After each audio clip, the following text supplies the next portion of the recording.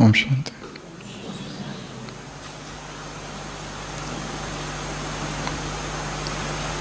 किसी एक बहुत अमीर महिला ने किसी चित्रकार को अपना चित्र बनाने के लिए दिया, और जब चित्र तैयार हो गया तो वो उसे लेने आई। चित्र बहुत अच्छा बना था और वो महिला बहुत खुश थी, और उसने पूछा इसके कितने पैसे हुए।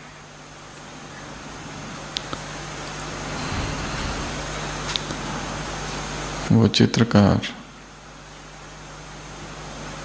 थोड़ा सा झिझका, उसके मन में द्वंद्व चलने लगा, कितने मांगू, 100 मांगू, 200 मांगू, 300 मांगू।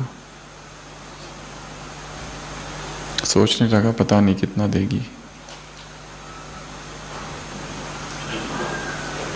फिर सोचने लगा कि इससे कहता हूँ जो इसकी इच्छा, जो इसकी मर्जी है उतना दे दे। वो फिर पूछती है कितना हुआ। उसके मन में द्वंद्व चालू है और फिर वो कह देता है आपकी इच्छा से आपको जो लगता है वो दे दो। तो वो महिला अपना एक कीमती पर्स निकालती है और उस चित्रकार को देती है, और उससे कहती है ये बहुत सुंदर भी है और बहुत कीमती भी है। उस पर्स को देखकर चित्रकार दुखी हो जाता है, सोचता है ये भी मैंने क्या मांग लिया, इस पर्स से कुछ आता जाता नहीं, इसका मैं करूँ क्या। इससे तो अच्छा होता पैसे मांगता, पर्स का मैं क्या करूँगा, पर्स से क्या मिलने वाला है। और फिर वो महिला से कहता है आप ऐसा कीजिए, मुझे पैसे ही दे दीजिए, पर्स का मैं क्या करूं।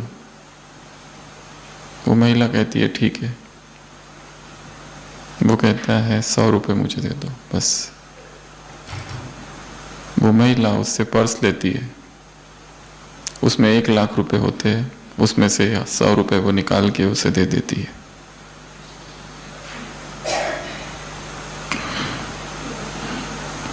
वो चित्रकार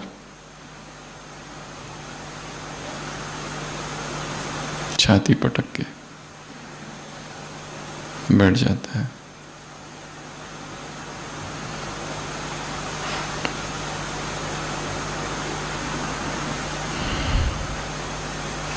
कहानी पूरी हुई।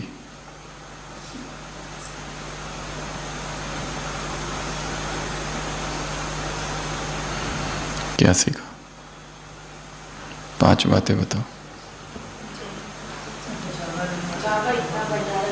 बाबा नहीं, चित्रकार और महिला की बात चल रही है।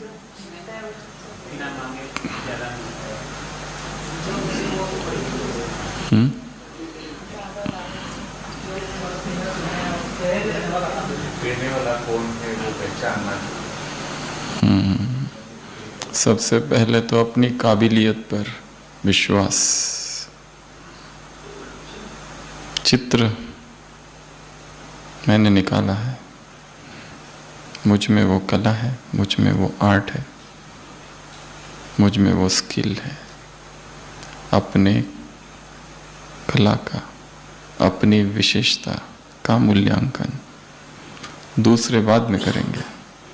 सबसे पहले अपनी काबिलियत का पता मुझे होना चाहिए। दूसरा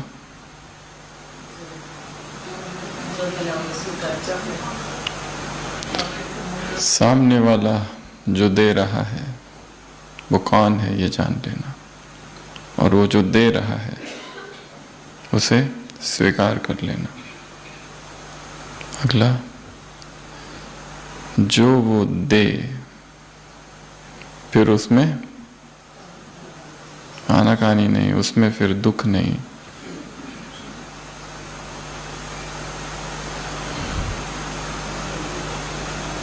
उसमें फिर विरोध नहीं, उसमें फिर कंप्लेंट नहीं।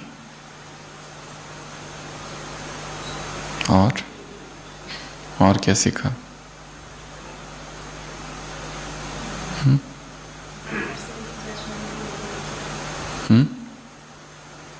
और क्या सीखा? डिसीजन चेंज नहीं करना है। अच्छा, शॉर्ट माइंड, नैरो माइंड, संकुचित विचारधारा।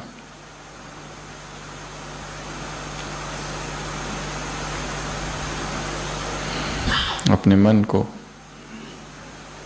बेहद में विशाल बनाने का पुरुषार्थ, ऊंचाई में रखने का पुरुषार्थ।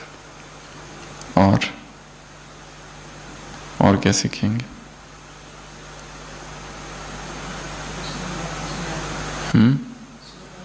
समय वापस नहीं आएगा। और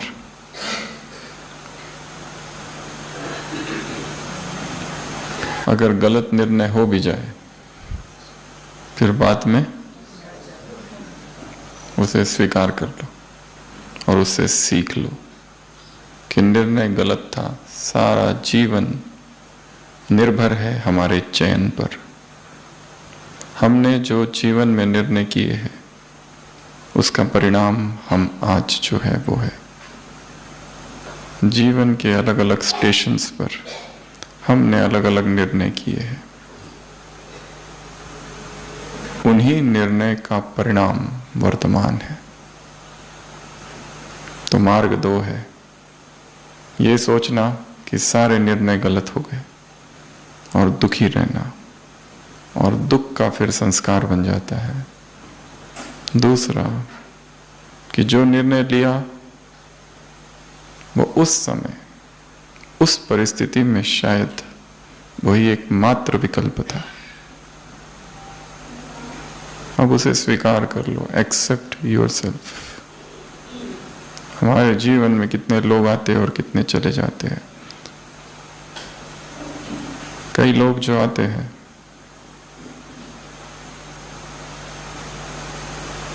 उनका उस समय के लिए,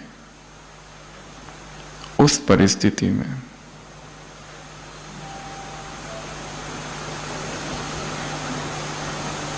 हमारे साथ कोई संबंध था, रहा, और वो खत्म हुआ, वो चले गए। उसमें जो हमने निर्णय लिए हो सकता है कुछ गलत थे, कुछ सही थे, पर जो भी थे अब वो कुछ भी नहीं है। स्वयं को और दूसरों को माफ करने का अभ्यास।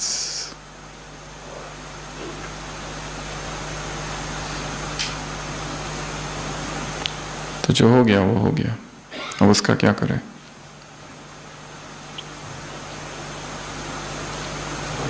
अभी जो नए निर्णय लेंगे वो अटेंशन से। आज भी कहा माया, समय, और तीसरा अति में कौन जा रहा है? प्रकृति। माया, समय, टाइम, माया और ये प्रकृति अति में जा रही है। तो तुम्हारी कौन सी बात है जो अति में जानी चाहिए? अटेंशन। लास्ट संडे किस बात को अंडरलाइन किया था? निरंतर दृढ़ता और निरंतर अटेंशन। सदैव जागृत, सदैव होश। बेहोश हुए तो गलती होती है, और होश अर्थात ज्ञान। ज्ञान का निरंतर चिंतन। होश अर्थात आत्माभिमान।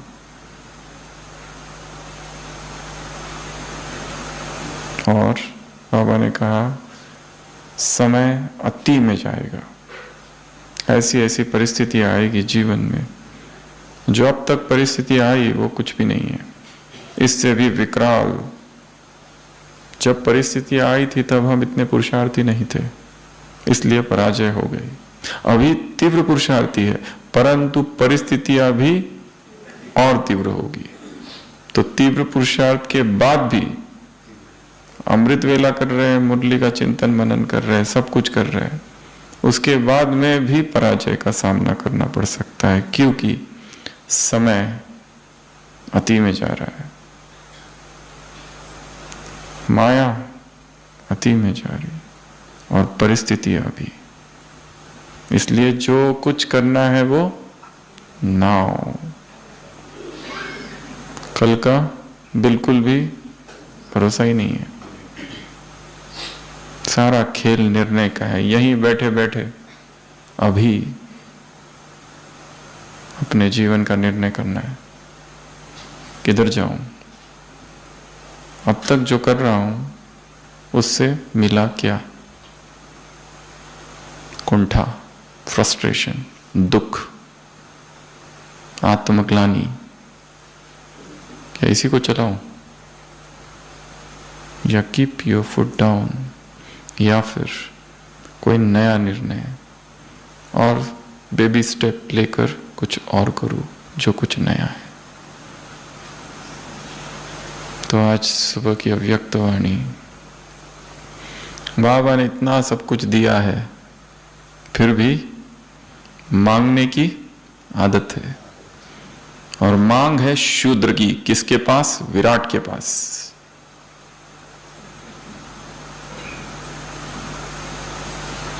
उसने पर्स दे रखी है जिसमें 1 लाख रुपए है।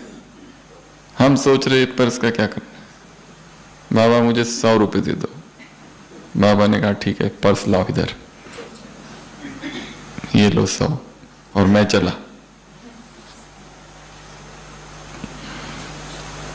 3 बातें दी है, पालना, पढ़ाई और मत। श्रेष्ठतम sustenance, the great sustenance, the great nourishment, the great nurturing, the divine nourishment, अर्थात उस एक की पालना के अतिरिक्त इस संसार में हम जिसकी भी पालना लेंगे उसमें दोष है। 2 बातें हैं, एरर या ईगो। उसमें कहीं ना कहीं दोष है या कहीं ना कहीं अहंकार आएगा। ये जो पढ़ाई है, this is the highest education. इसके ऊपर और कोई डिवाइन एजुकेशन के ऊपर और कोई एजुकेशन नहीं है। संसार में सारी डिग्रियां एक तरफ, सारी यूनिवर्सिटीज एक तरफ, ये जो नॉलेज है, क्या कहा? श्रेष्ठ पढ़ाई, हाईएस्ट एजुकेशन है ये। बाकी सब कुछ कर रहे हैं इसको छोड़कर, तो क्या मिलेगा अंततः? ये पढ़ाई चरित्र निर्माण की पढ़ाई है, character building education, the divine education, the spiritual education, the highest education. इसलिए इस पढ़ाई में पीछे नहीं रहना है, दिन रात इस पढ़ाई में लग जाना है। सोते जागते उठते, स्वप्न में भी क्या है? मुरलिया। स्वप्न में भी क्या दिखे उठते ही? अव्यक्त वाणियां, भगवान के महावाक्य। अंधेरे में चलते हुए इधर उधर से कौन सी आवाजें आई? मुरली की।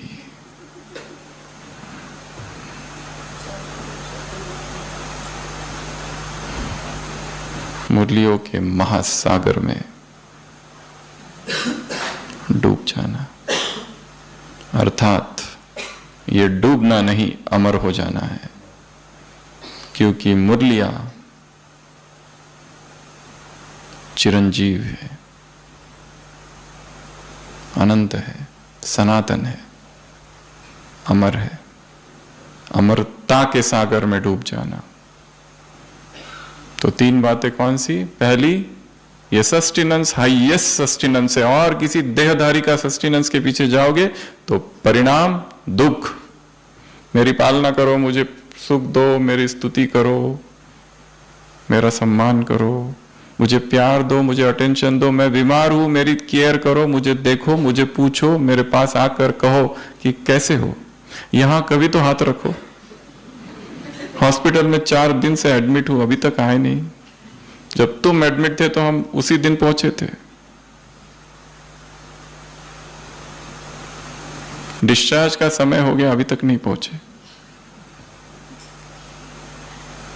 कम से कम पूछने तो आते हैं, गुलदस्ता नहीं।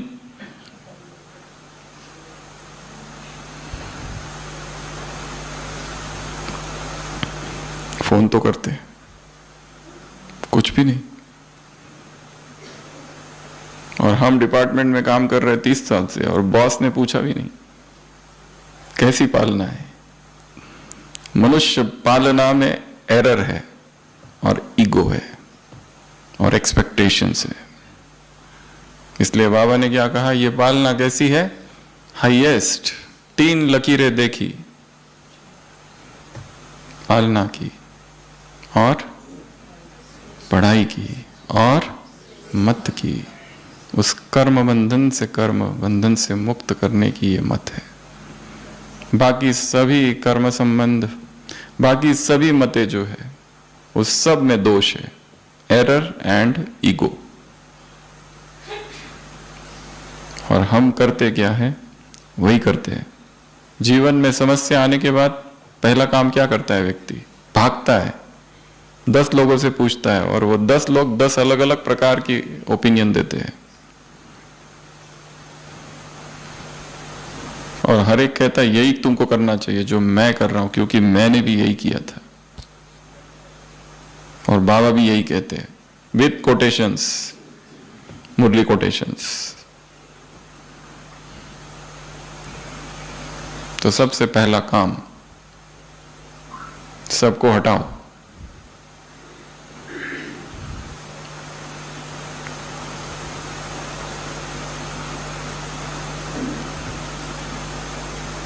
और वो भीड़ भाड़ में नहीं आता है, खाली जगह चाहिए उसको बैठने के लिए। कितनी भीड़ है अंदर, तो देखो आंख बंद करके एक बार। चाचा, मामा, काका, मम्मी, डैडी, परिवार वाले सब भरे हैं। अलौकिक की बात कर रहे हैं। अलौकिक दादा, चाचा, मामा, काका।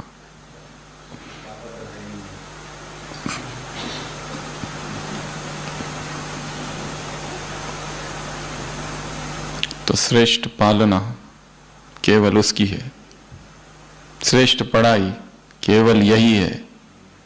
ये पढ़ाई छोड़कर बाकी भी पढ़, परंतु इसको भूलना नहीं। तीसरा, मत। जीवन में समस्या आए, कुछ भी आए, बैठो और उससे पूछो कि तुम बताओ क्या करूं। उठो, जब भीड़ ना हो उसके पास। 3:30 बजे के बाद बहुत भीड़ चालू हो जाती है, तो काम थोड़ा पहले करना पड़ेगा, 2 और 3 के बीच, जब वो थोड़ा सा खाली बैठा होता है। फिर ब्राह्मण भक्त आ जाते हैं बाबा से मांगने के लिए। ज्ञान के शिविर में भक्त छिपे बैठे हैं, साकार महावाक्य, जो मांगते ही रहते हैं, ये दे दो, वो दे दो, ऐसा कर दो, ऐसा कर दो। मांगना नहीं है, पूछना है, और पूछने में भी अधिकार। ये डिवाइन कम्युनिकेशन है मुरली, बिटवीन गॉड एंड चिल्ड्रन। ये सबसे पहली बात मुरली की।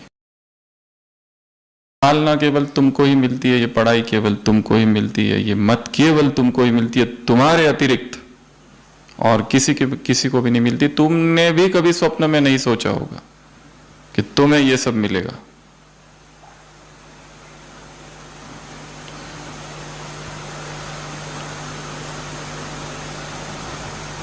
राज्य अधिकारी बनेंगे, पूजनीय बनेंगे।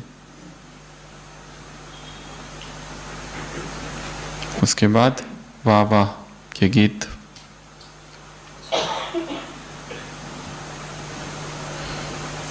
एकांत में बैठकर अपने भाग्य का चिंतन करना है। पर लिस्ट नहीं बनानी। लिस्ट बनाओगे फिर टाइप करोगे, फिर फॉरवर्ड करेंगे, फिर प्रिंट आउट निकालेंगे, फिर चिपका के रखेंगे और ओम शांति। नित्य नई मन में। और कब बनानी है? अलग अलग परिस्थितियों में। अब यहां बैठे हैं, अभी लिस्ट बनाओ। कहां बैठे हैं? यहां से चालू है लिस्ट। कौन सा हॉल है ये? मेडिटेशन दादा यहां आए हैं। इस हॉल में परमात्मा वाणी के प्रकंपन है। ये भाग्य है कि हम इस समय यहां हैं। ये भाग्य है कि इस समय हम मधुबन में हैं, जिस मधुबन के लिए संसार की आत्माएं तरसती है, जिस मधुबन में परमात्मा के पग पड़े हैं, जिस मधुबन में ध्वनियां गूंज रही है सूक्ष्म रीति से।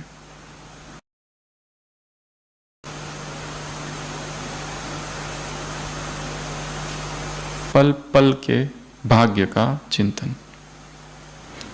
यहां भले आए हो, एक ही रात के लिए आए, हो सकता है उस एक रात में ही वो पालो जो एक साल में ना पा सके। 3 पादरी रोम पहुंचे बिशप के पास। बिशप ने पूछा उन प्रीस्ट्स को, पहले प्रीस्ट को, तुम कितने दिन के लिए आए हो? वो प्रशिक्षण के लिए जाते हैं, ट्रेनिंग मेन चर्च में। पहले को पूछते तुम कितने दिनों के लिए आए हो? वो कहता है 3 मास के लिए आया हूं। तो शायद तुम थोड़ा बहुत सीख जाओगे। दूसरे से पूछते तुम कितने दिनों के लिए आए हो? वो कहता है 3 हफ्तों के लिए आया हूं। तो कहता है तुम बहुत सीखोगे। तीसरों से पूछता है तुम कितने दिनों के लिए आए? वो कहता है 3 दिन के लिए आए होगे। जितना समय कम उतनी तीव्रता ज्यादा। इसलिए जैसे मधुबन में विदेशी आते हैं, सब लूट कर लेके चले जाते हैं खजाने सूक्ष्म। और कोई यहां 6 मास के लिए सेवा में है, हो सकता है कुछ भी ना मिले, कुछ भी ना लेके जाए। और भगवान तो 1 सेकंड की बात करता है। तो पल पल बीट टू बीट अटेंशन।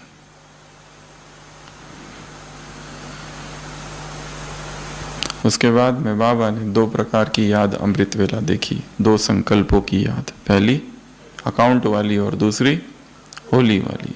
फिर होली, तुम्हारी प्यूरिटी कैसी है? हाईएस्ट प्यूरिटी 2002 की मुरली है। इसमें 3 शब्द कहे इस वर्ष के लिए, NNM। कौन सा वर्ष है ये? निर्मल वर्ष, निर्माण वर्ष, मुक्ति वर्ष। निर्मल अर्थात पवित्र वर्ष, स्वच्छ। किसको साफ बनाना है? कचरा भरा है, सबसे बड़ा कचरा अटैचमेंट्स का कचरा, आसक्तियां। सुबह भी कह रहे थे अपनी जो क्रिएशन है उससे हमें आसक्ति हो जाती। बनाया हमने, भाषण दिया हमने, कोर्स कराया, सेंटर बनाया, कुमार कुमारी को तैयार किया, गोली निकाली, कुछ भी जो हम क्रिएट करते हैं उसमें क्या हो जाता है? हमारा मोह हो जाता है, अटैचमेंट आ जाती है। अपनी रचना के प्रति जो मोह है, अटैचमेंट है, उसको कम करना। अपने अनुभवों में भी हम अटैच्ड है, वो भी एक सूक्ष्म अटैचमेंट है। अपनी विचारधारा में भी हमारी अटैचमेंट है। यही सत्य है, यही मेरा अनुभव है। अपने अनुभवों में अटैचमेंट, विचारों में अटैचमेंट, अपनी रचना में अटैचमेंट। कोई ड्राइंग निकाला, उस ड्राइंग में अटैचमेंट। किसने निकाली है? मैंने। करना है फुल अटेंशन से, फुल कंसंट्रेशन से, फुल इन्वॉल्वमेंट से, पैशन के साथ। बट ऑफर कर देना है। क्या कर देना? समर्पित। हमने संदेश दिया, इसमें हमारा क्या रोल? वो संदेश की यात्रा थी, उस संदेश को वहां तक पहुंचना था, हमने क्या किया उसमें? हर संदेश की अपनी यात्रा है, हर विचार की अपनी यात्रा है, उस विचार को उस तक पहुंचना ही था, क्योंकि उसने ही आह्वान किया था कहीं ना कहीं, वो विचार उस तक पहुंच गया, हम केवल बीच में हैं। तो क्या कहा? प्यूरिटी, प्यूरिटी के लिए क्या कहा? होलीएस्ट है ये प्यूरिटी कैसी है हमारी? ब्यूटीफुल एंड यूनिक, न्यारी और प्यारी है। कंपैरिजन किसके साथ किया? वो सारे धर्म स्थापक, धर्म पिता, महान आत्मा है, उन सब की प्यूरिटी एक तरफ, क्योंकि तुम्हारी प्यूरिटी में 3 डायमेंशंस है। कौन कौन से? पहले ये शरीर पवित्र, आत्मा पवित्र और प्रकृति पवित्र, पर ये उधर नहीं, अभी अनुभव करना है, यहां बनाना है। शरीर को पवित्र अभी बनाना है। शरीर पवित्र अर्थात निर्विकार, सभी बीमारियों से मुक्त। आत्मा पवित्र अर्थात विकारों से मुक्त। प्रकृति पवित्र, उसकी प्रैक्टिस यही करनी है। इस प्रकृति को अभी पवित्र करना है। मुरली में बाबा ने एक रिसर्च करने को कहा है। कौन सा?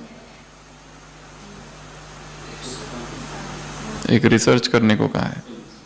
स्पिरिचुअल साइंटिस्ट और स्पिरिचुअल आर्टिस्ट, ये 2 काम है आज की मुरली में। स्पिरिचुअल साइंटिस्ट रिसर्च कौन सा करना है?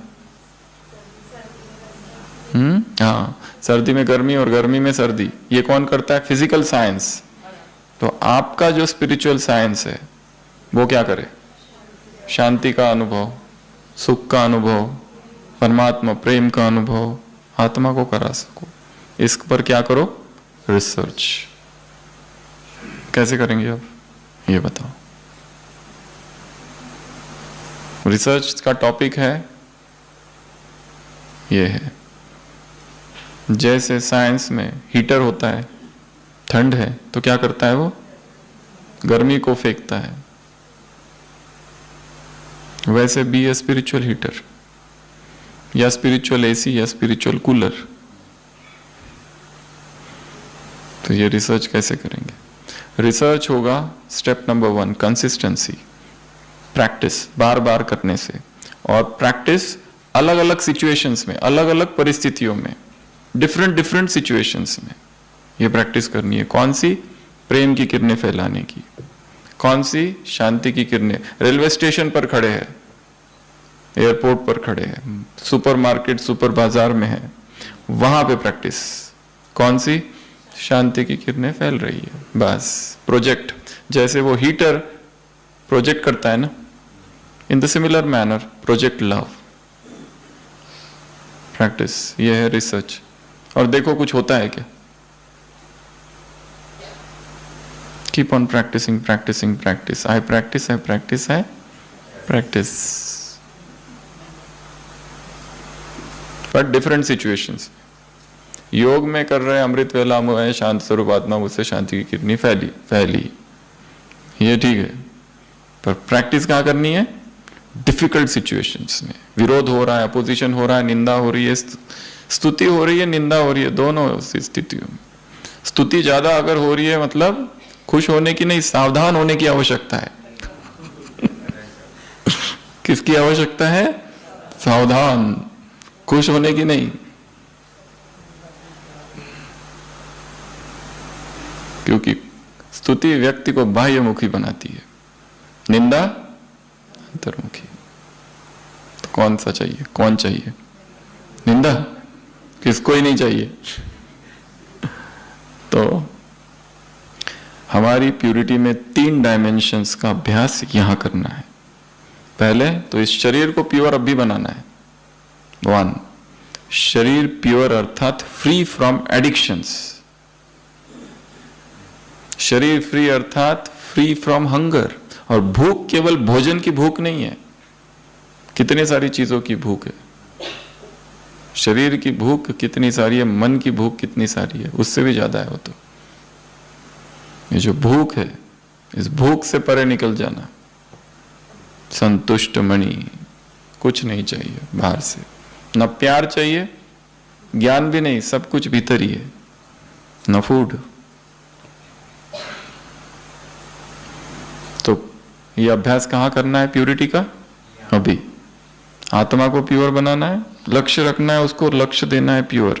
एक राजा था, चित्रकार, राज चित्रकार का पद रिक्त था, उसे नियुक्त करना था। 2 महान चित्रकार आए और दोनों को कहा आप दोनों चुने गए हो, पर अब दोनों में कंपटीशन है।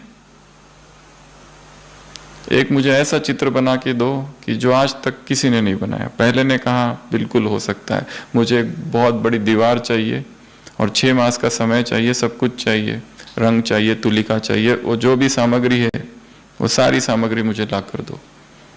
दूसरे को कहा तुमको कुछ चाहिए, उसने कहा मुझे कुछ भी नहीं चाहिए, खाली एक पर्दा बस। और काम चालू हो गया। सुबह सुबह रोज दोनों आते हैं, शाम तक काम करते हैं। पहला एक बड़े दीवार पर चित्र बना रहा है, उसे बहुत सारी सामग्री लगती रहती है, कुछ ना कुछ कुछ ना कुछ कुछ ना कुछ। दूसरा जो है वो पर्दे के अंदर करता क्या है किसी को ही नहीं पता। सुबह जाता है, घुसता है, बाहर शाम को निकलता है, बड़ा पर्दा लगा हुआ है उसके बाजू में। वो भी कहता है मुझे भी दीवार चाहिए। 6 मास का समय अवधि पूरी होती है, राजा आता है, देखता है पहले चित्रकार का चित्र इतना सुंदर है, इतना सुंदर है, अद्भुत, अद्वितीय, अनूठा, ऐसा चित्र आज तक कभी देखा ही नहीं। अपॉइंटमेंट फिक्स्ड बिल्कुल। दूसरे से कहते तुमने क्या किया? तुमने कुछ भी नहीं मंगाया, न पेंट न ब्रश, कुछ भी नहीं किया क्या? तुम्हारा चित्र कहाँ है? वो कहता है पर्दे के अंदर। पर्दा खोलता है और वहां एक उससे भी ज्यादा पावरफुल चित्र है, उसमें जिसमें गहराई दिखाई दे रही है। इसमें तो भी गहराई नहीं है। उसने किया क्या? 6 मास तक केवल दीवार को घिसता रहा और दीवार को इतना स्वच्छ कर दिया, इतना स्वच्छ कर दिया, इतना स्वच्छ कर दिया कि वो दीवार आईना बन गई। इधर का पूरा के पूरा चित्र उधर प्रतिबिंबित, रिफ्लेक्ट हो रहा है और रिफ्लेक्शन में भी और गहराई दिखाई दे रही है। ऐसा लगता है ये ज्यादा अच्छा है उससे। मन पर भी धूल जमी है। इसको क्या करना है? घिसते रहना है, घिसते रहना है, घिसते रहना है। विचारों की धूल है, कितनी सारी धूल, पूरे दिन भर धूल जमती है। हर दिन ये काम चालू रहे, दूसरों के बारे में पॉजिटिव नेगेटिव, पॉजिटिव नेगेटिव, कुछ ना कुछ इंप्रेशंस होते ही रहता है। कोई 5 मिनट के लिए भी हमको मिलता है तो कुछ ना कुछ हम सोच ही लेते हैं उसके बारे में और वो धूल जम जाती है। खाली करते जाना, खाली करते जाना, स्वच्छ करते जाना।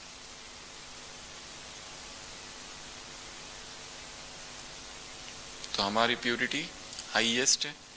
हमारी प्यूरिटी 3 डायमेंशंस की है। पहला डायमेंशन शरीर को प्योर करना, उसे वो सब देकर जो जिसके लिए ये शरीर डिजाइंड है, जो संपूर्ण 100% नेचुरल। दूसरा आत्मा की प्यूरिटी, वो ज्ञान से बढ़ेगी, योग से बढ़ेगी। और तीसरा प्रकृति की प्यूरिटी, इस प्रकृति को हमको पावन करना है। इसमें रिसर्च करो। रिसर्च कैसे करेंगे? कंसिस्टेंसी रिसर्च कैसे करेंगे? भिन्न भिन्न परिस्थितियों में, डिफरेंट, एक ही दिन की दिनचर्या देखो, उसमें 10 परिस्थितियां आती है। उन परिस्थितियों में एक्सपेरिमेंट करके देखना है, रिसर्च करके देखना है। खुद डिस्टर्ब है परंतु फिर भी रिसर्च करो कि मुझसे शांति की किरणें फैल रही है। देन सी क्या होता है, कुछ तो होगा। तो ये थी प्यूरिटी की पॉइंट। उसके बाद में बाबा ने चार्ट देखा और चार्ट में केयरलेसनेस, अलबेलेपन की 4 बातें हैं। कौन कौन सी बताओ? बाबा ने बच्चों के अलबेलेपन की, आलस की 4 बातें देखी। 4 बातें 1, 2, 3 और 4 बताओ। 1 और 2 तो साथ साथ है, 3 और 4 बताओ। सबसे पहला चलता है। ये चलता है कहाँ से आता है? सब चलता है, इसका बीज क्या है? देखा देखी। दूसरी point, the second reason for carelessness, हो जाएगा, कर लेंगे। तीसरा अलबेलेपन की पॉइंट, ये बीच में बहुत सारा आ गया है, फिर है नीचे तीसरी, अभी मौज मनाना है। कौन देखता है, किसने, कौन देखता है, कौन। बाबा ने क्या बहुत पावरफुल पॉइंट कही है इस मुरली में। बाप दादा सब कुछ देखते हैं, बाबा को सब पता है जो चल रहा है तुम्हारे जीवन के में। ऐसा मत समझो मैं तो एकदम छोटा हूँ, डिपार्टमेंट भी छोटा है, सेंटर भी छोटा है, उसको क्या पता। मैं सब जानता हूँ, उसको सब कुछ पता है। बाबा के पास हर बच्चे का हर दिन का चार्ट है। कितनी बड़ी बात बोल दी है। इसके लिए अपने बाप से नहीं छुप सकते, सब पता है उसको। अंधेरे में क्या करते हो, काले अकेले में क्या करते हो, खिड़कियां बंद करके क्या करते हो, किस किस को मैसेज करते हो और किस से फोन पे बात करते हो।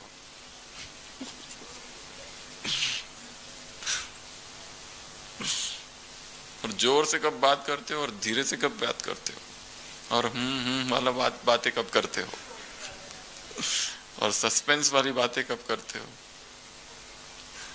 और अंधेरे कोने में जा जाके क्या क्या बात करते हो। मैं निराकार सब कुछ जानता हूं, साकार महावाक्य।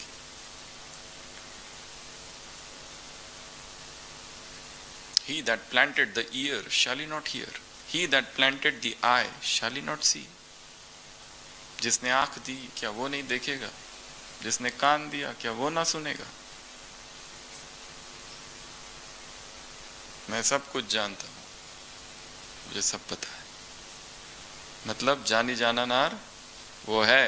और मुरलियों में क्या बोलते रहता है, मैं नहीं हूं, बोलते बोलते मैं थॉट रीडर नहीं हूं। इससे क्या पता चलता है। तो तीसरा अलबेलापन गया, मौज मनाओ, कौन देखता है, कौन क्या करता है। और चौथी पॉइंट, दूसरों की व्यर्थ बातें देखना, उसका वर्णन करना, उसमें रस लेना। किसके जीवन में क्या चल रहा है उसका रिसर्च करना, उस पर पीएचडी करना, उसको फैलाना। फिर दूसरे के जीवन में क्या चल रहा है, तुम्हें करना क्या है। तुम अपना देखो, कौन क्या पुरुषार्थ करता है, कौन अमृत वेले उठता है कि नहीं उठता है। तुम क्यों रख रहे हो उसका चार्ट। कौन मुरली सुनता है, नहीं सुनता है, ज्ञान का चिंतन करता है, नहीं करता है। What is that to you. तुमको क्या लेना देना उससे। तो ये चार बातें हैं। पहली बात, सब चलता है। ये सब चलता है का बीज क्या है, क्योंकि मेजॉरिटी कर रही है, इसलिए हमें हिम्मत आती है, मोटिवेशन आता है क्या करने का, विकर्म करने का। विकर्म करने के लिए भी तो मोटिवेशन चाहिए ना। अमर्यादा के लिए क्या चाहिए, ऐसे ही थोड़ी ना कोई मर्यादा तोड़ते। शांति स्तंभ है, अब जब हमने देखा जो भी आता है चप्पल पहन के अंदर जाता है, तब हमको भी हिम्मत आती है कि हम भी जा सकते हैं। कोई भी गलत करने का मोटिवेशन कहां से आता है, भीड़ से, मॉब से। इसलिए कंपेयर कि दिस इज श्रीमत, ये है भीड़, भले वो ब्राह्मणों की क्यों ना हो, पर ये कहती है और ये कर रहे हैं। साथ किसका देना है, इसको सी ब्रदर फादर, ब्रदर सिस्टर, या सी फादर, बस ये है। हम भीड़ के आधार से चलते हैं, मॉब मेंटालिटी कहते हैं उसको। जैसे एक ने किया हम भी करने लगते हैं, और फिर वो प्रथा और परंपरा बन जाती है। जैसे एक बंजारा था और उसने किसी संत की बहुत सेवा की, एक फकीर की। वो फकीर खुश हो गया और उसको एक गधा दे दिया।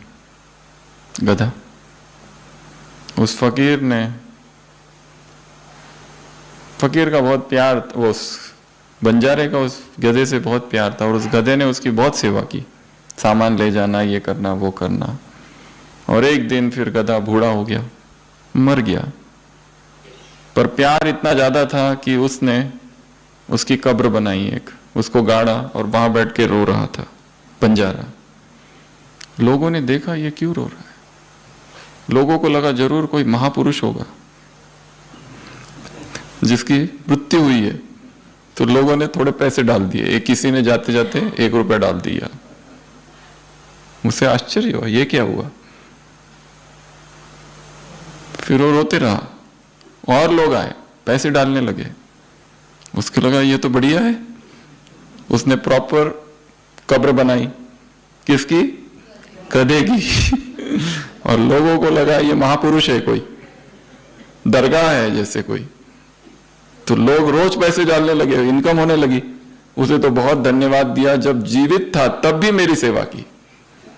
किसने? गधे ने। अब मरने के बाद में भी मेरी इतनी सेवा कर रहा है। और धीरे धीरे वो तो इतना साहूकार बन गया। और जॉब एक ही है, सुबह जाना और कब्र के पास जाके रोना, एज अ रूटीन प्रोफेशन। और उस गांव में कई वर्षों बाद फिर वो फकीर आया। लोगों ने उसको बताया कि इस गांव में, गांव के बाहर एक महापुरुष की कब्र है, आप जरूर वहां जाना, पुण्य स्थान है, तीर्थ स्थान। वो कहते हैं अच्छा। वो जाके देखता है तो वो बंजारा वहां खड़ा है। तो बंजारा ने अब तक ये बात तो सबसे छिपा के रखी, पर गुरु से क्या छिपाना, उन्होंने तो दिया था गधा। वो बताते आपने जो गधा दिया उसने मेरी बहुत सेवा की, जब मर गया तो मैंने ये किया, तो लोगों ने ये सब चालू कर दिया, तो मैंने भी इसको प्रोफेशन बना दिया। उस फकीर ने कहा बहुत अच्छा, पर तुमको बताऊं, ये तुम्हारा ये जो कब्र है ना महापुरुष, इससे भी बड़ी कब्र मेरे गांव में है जहां मैं रहता हूं, वो इससे भी बड़े महापुरुष है। बोलते वो कौन है? बोलते वो इसकी मां थी।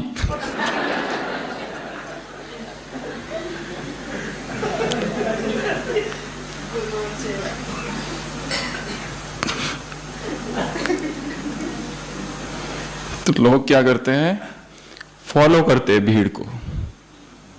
तो भीड़ को नहीं देखना है, इवन ब्राह्मणों को भी नहीं देखना है, देखना है the divine dictates, the divine commandments. परमात्मा मत क्या है, परमात्मा श्रीमत क्या है, और वो जानने के लिए केवल साकार मूल्य यानी अव्यक्त मूल्यों की गहराई में डूबना पड़ेगा। क्योंकि अव्यक्त मूल्यों में ऐसी ऐसी सूक्ष्म बातें कही है जो और कहीं नहीं है, पर उतनी डेप्थ से उसको जब पढ़ेंगे तभी पता चलेगा, नहीं तो हाथ में नहीं आती है। वो तो सागर है, इतनी बातें हैं उसमें। तो सबसे पहला चलता है। दूसरा अलबेलापन किससे आता है? पुरुषार्थी बहुत अच्छा कर रहे, पर देखा कोई नहीं करता।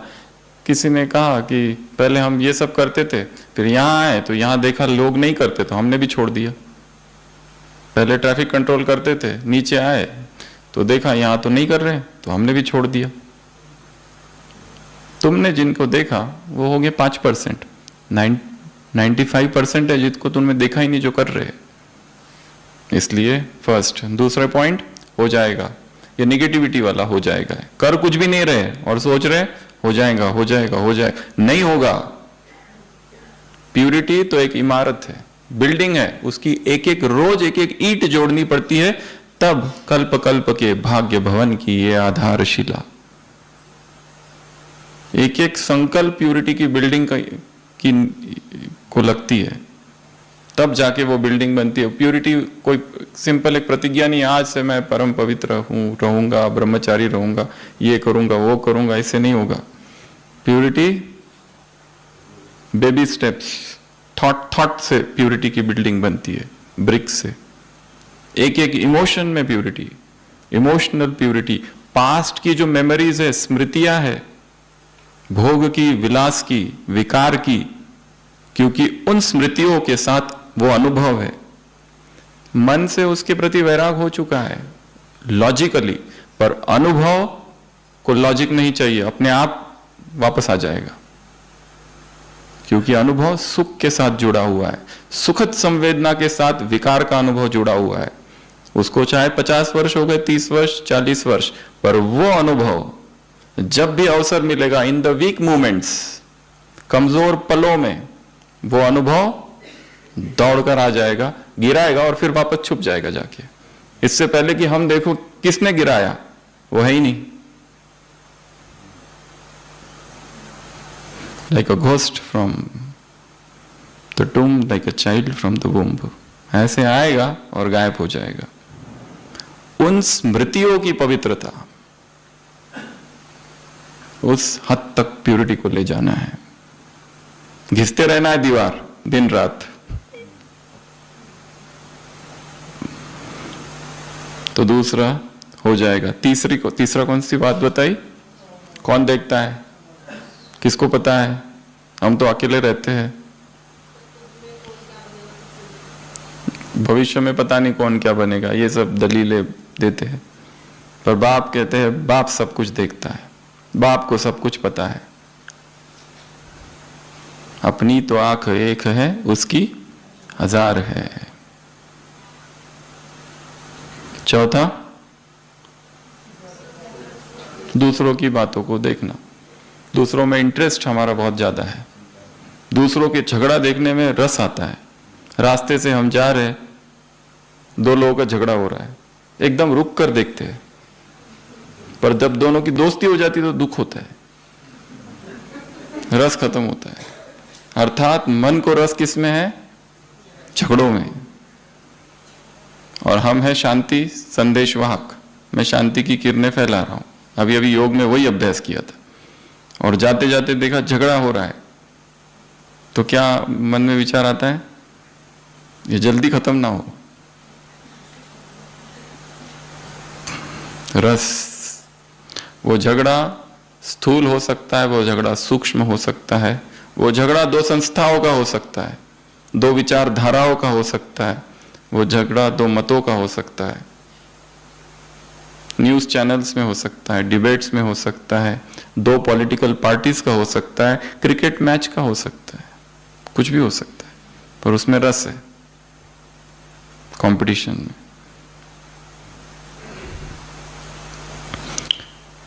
मन के साथ कुछ भी करने से पहले मन क्या है उसको समझना है, उसकी वर्तमान स्थिति।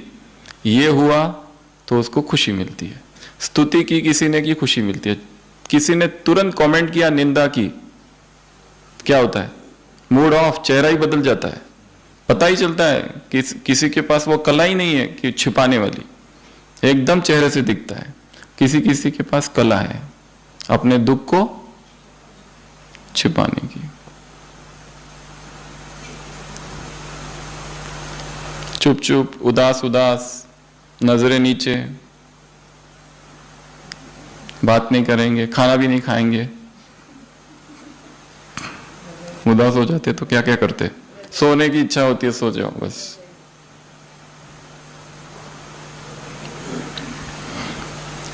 See the mood fluctuations, emotional lability of your own nature, of your own mind. खाली डायग्नोसिस कर लो पहले, बस ये इंपॉर्टेंट है कि ये है, बस इतना काफी है, इलाज वहां से चालू हो जाएगा। हम उसका उत्तर नहीं दे रहे, उत्तर तो अपने आप आएगा। पहले डायग्नोसिस कर लो बस कि ये जो मुझे हो रहा है इसे काम विकार कहा जाता है।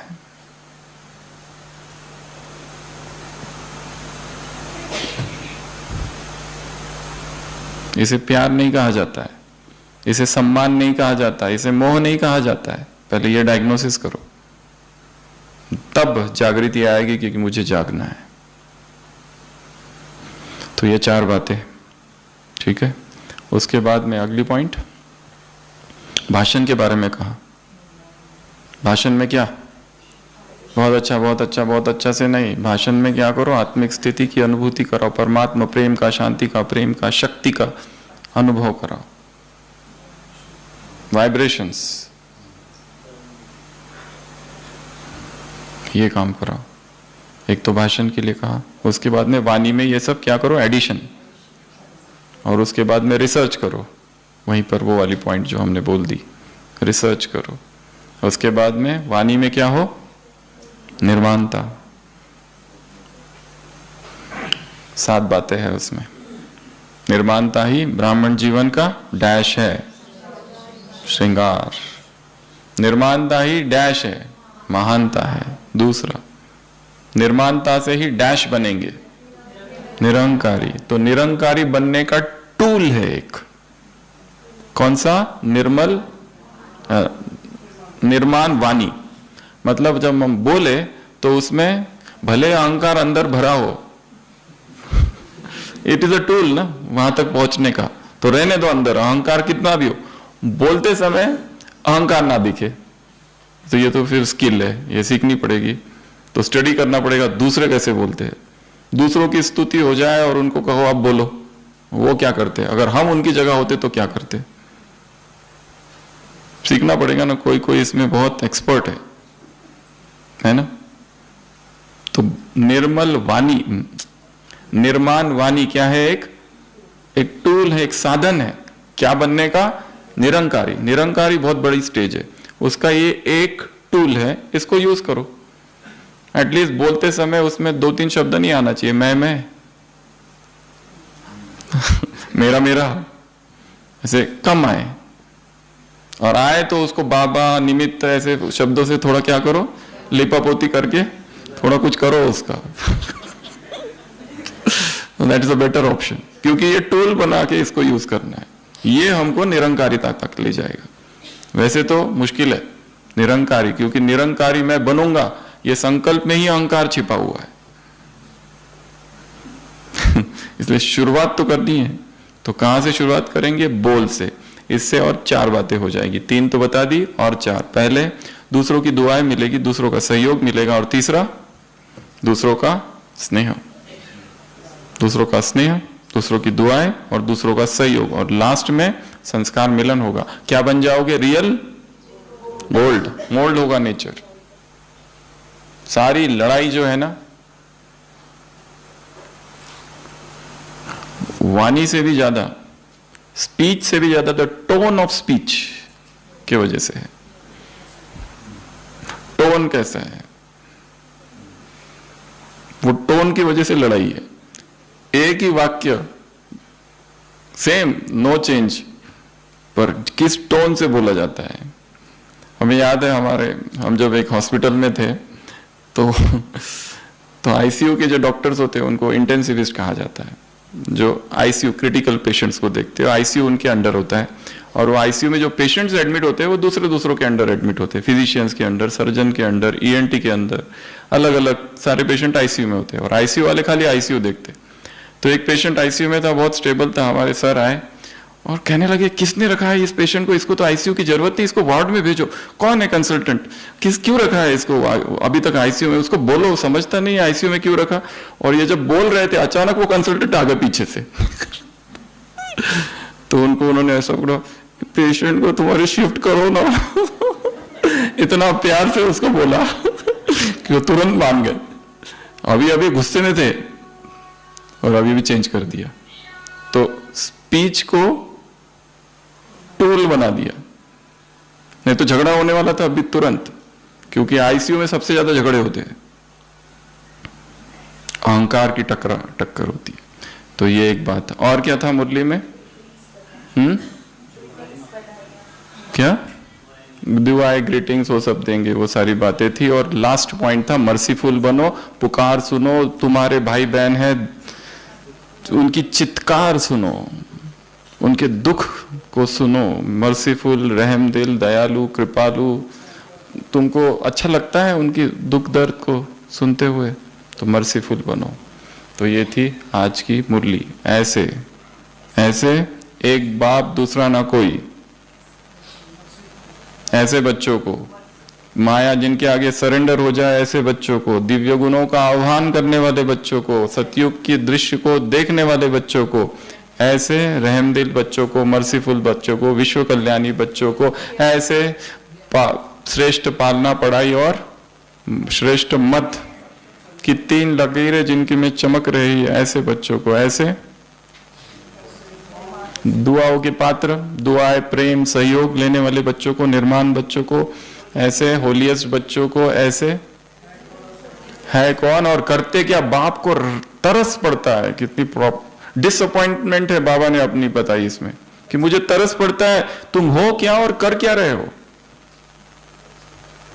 ऐसे बाप को डिसअपॉइंट करने वाले, ना करने वाले बच्चों को ऐसे, बचत का खांचा बढ़ाने वाले बच्चों को, अपने 4 प्रकार के अलबेलापन, आलस से मुक्त होने वाले बच्चों को ऐसे, ऐसे तीव्र पुरुषार्थी बच्चों को ऐसे, विशाल बुद्धि बच्चों को ऐसे, रियल गोल्ड बच्चों को ऐसे, होली हंस, होलीएस्ट बच्चों को ऐसे, रियल गोल्ड हो गया ऐसे, आत्मिक प्यार, आत्मिक शक्ति अपनी दृष्टि से, अपनी अनुभूति से ऐसे रिसर्च करने वाले बच्चों को ऐसे, स्पीच के साथ जब स्पीच देते हो तो वाइब्रेशंस, आर्टिस्ट ऐसे, स्पिरिचुअल आर्टिस्ट ऐसे, स्पिरिचुअल साइंटिस्ट बच्चों को ऐसे, प्रेम स्वरूप बच्चों को, शांत स्वरूप बच्चों को, परमात्मा प्रेम की अनुभूति कराने वाले बच्चों को, आत्मिक स्वरूप की आत्माओं को अनुभूति कराने वाले बच्चों को ऐसे, जिनका शरीर, जिनकी आत्मा और प्रकृति भी जहां पवित्र है, ऐसे पवित्र आत्माओं को ऐसे, 4 बातों से मुक्त हो ऐसे, मनसा सेवा करने वाले बच्चों को ऐसे, ब्रह्मा बाप के साथ पास विद ऑनर होने वाले बच्चों को, नहीं तो पास विद ऑनर नहीं होंगे ऐसे, ऐसे दूसरों की विशेषता देखने वाले बच्चों को, विशेषताओं का वर्णन करने वाले बच्चों को और विशेषताओं को का उमंग में लाने वाले बच्चों को, बाप दादा का याद प्यार, गुड नाइट और नमस्ते। हम रूहानी बच्चों की, रूहानी बाप दादा को याद प्यार, गुड नाइट और नमस्ते।